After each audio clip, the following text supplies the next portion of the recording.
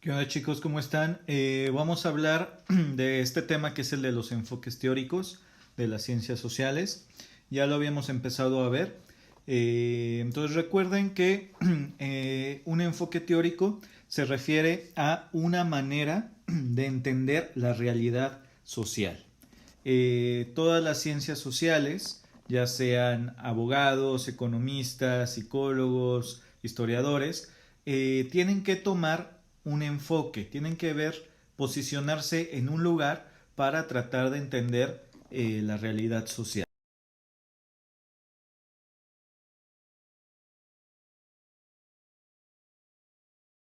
Bueno, vamos a pasar al segundo enfoque teórico. El segundo enfoque teórico es el materialismo histórico.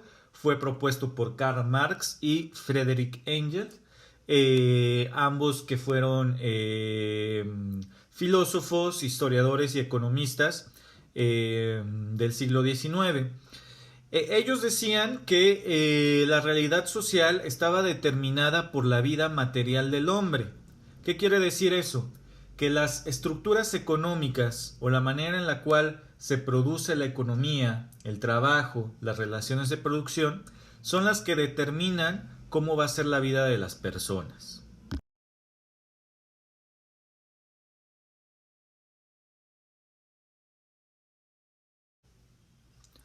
Entonces, se puede decir que el materialismo histórico propone que la sociedad está dividida en tres partes. Primero, una infraestructura económica, ¿sí? Que es lo material, que es lo que determina a las otras dos, que sería la estructura, la cual se compone de relaciones de producción, relaciones entre personas, y la tercera, que es la superestructura jurídica, ideológica y política.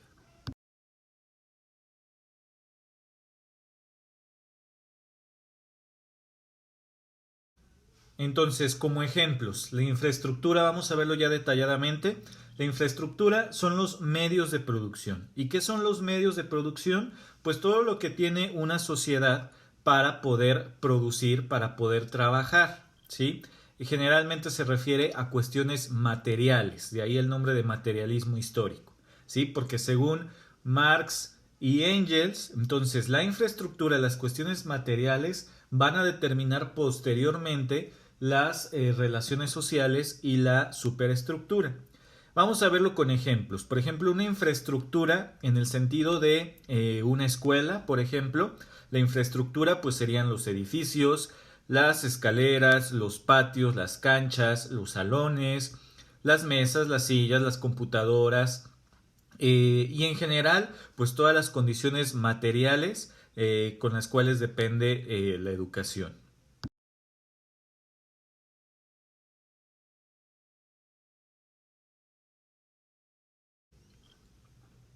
Posteriormente viene la estructura, que son las personas. La estructura son las personas, ¿sí? Y las personas tienen relaciones sociales. ¿Qué quiere decir eso? Que se relacionan entre sí, tienen relaciones afectivas, amorosas, amistosas, de compañerismo, pero también hay relaciones de poder, hay relaciones de dominación, hay personas que tienen una jerarquía mayor a la otra.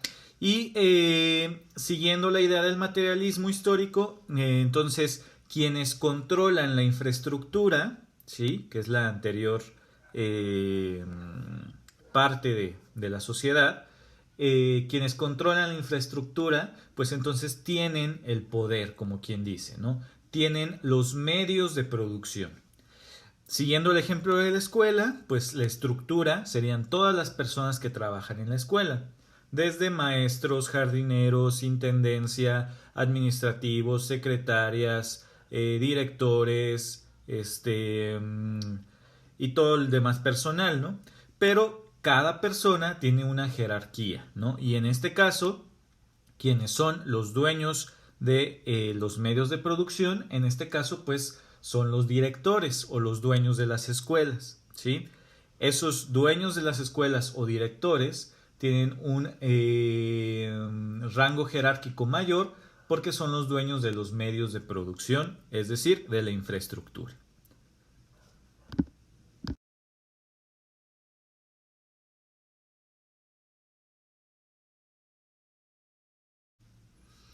Y por otro lado está la superestructura, ¿no? Que sería ya todas las situaciones ideológicas que tienen las personas o los seres humanos. ¿A qué nos referimos con eso? Pues nos referimos a la religión, a las ideologías de formas de vida, valores, tradiciones, costumbres, formas de ver el mundo, ¿sí? Inclusive las leyes o reglamentos que puede haber en un lugar.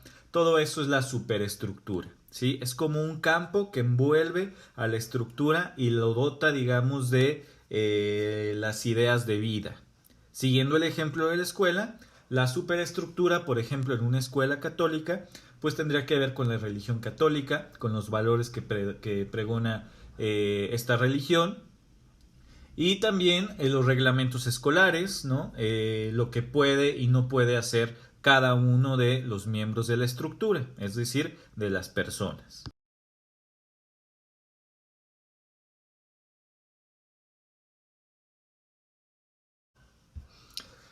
Marx y Engels hicieron un análisis de cómo era la vida en Europa a finales de, perdón, a principios del siglo XIX, ¿sí? Justo después de la Revolución Industrial. Y entonces se dieron cuenta que existían condiciones muy injustas para los trabajadores. Se dieron cuenta de que existían dos clases sociales: los burgueses, que eran los dueños de los medios de producción, es decir, los dueños de las empresas, de las fábricas, de cualquier lugar donde se producía algo, y los proletariados, que eran simplemente los trabajadores. En aquella época era muy distinta a hoy en día. Por ejemplo, el trabajo infantil era algo que sucedía en todos los lugares. Las jornadas de trabajo eran de más de 16 horas al día. Los trabajadores no tenían ningún tipo de prestación laboral, es decir, ni vacaciones, ni aumentos, ni permisos especiales, ni permisos por enfermedad o por maternidad o cualquier otra situación que ameritara una consideración especial, pues no existía. Eran condiciones de trabajo muy injustas al punto en que se podían asimilar a esclavitud, ¿no? Marx y Engels vieron eso en la Europa donde vivían, y entonces por eso propusieron un modelo socioeconómico distinto al capitalismo, que iba a ser el socialismo del cual ya hablamos, ¿sí? En el fondo, todo eso lo engranan para decir que el desarrollo de la historia se ha basado pues en una lucha de clases, es decir, la lucha que siempre hay por controlar los medios de producción.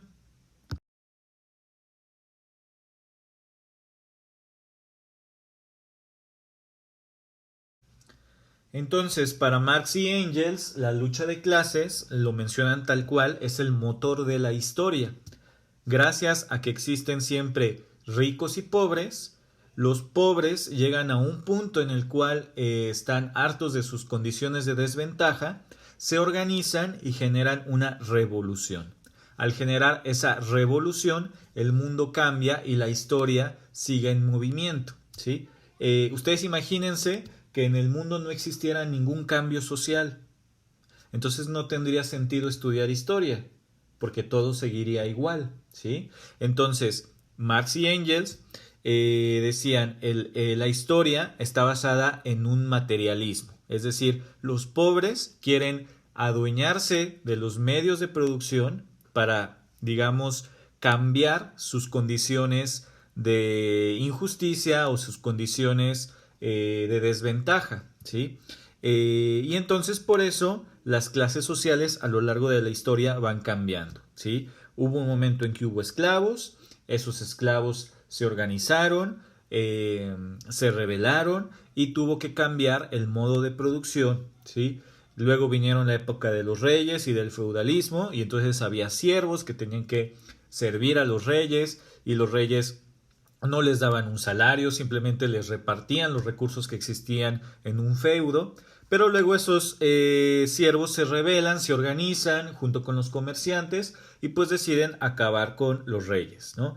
Y viene otra nueva fase que Marx la llamó la fase del capitalismo, en la que había empresarios o burgueses y trabajadores o proletariados. Y la idea era que esos trabajadores o proletariados se organizasen para poder cambiar las condiciones, digamos, negativas en las cuales vivían, ¿sí? Entonces, como conclusión de esta parte, podemos decir que el materialismo histórico, por eso se llama así, ojalá ya más o menos algunos vayan dándose cuenta de por qué el nombre. Marx y Engels dicen la historia va cambiando gracias a que las clases sociales tratan de apropiarse de los modos de producción, ¿sí? De los medios de producción, perdón. Y entonces, al apropiarse de los medios de producción, se están apropiando de las condiciones materiales de la vida.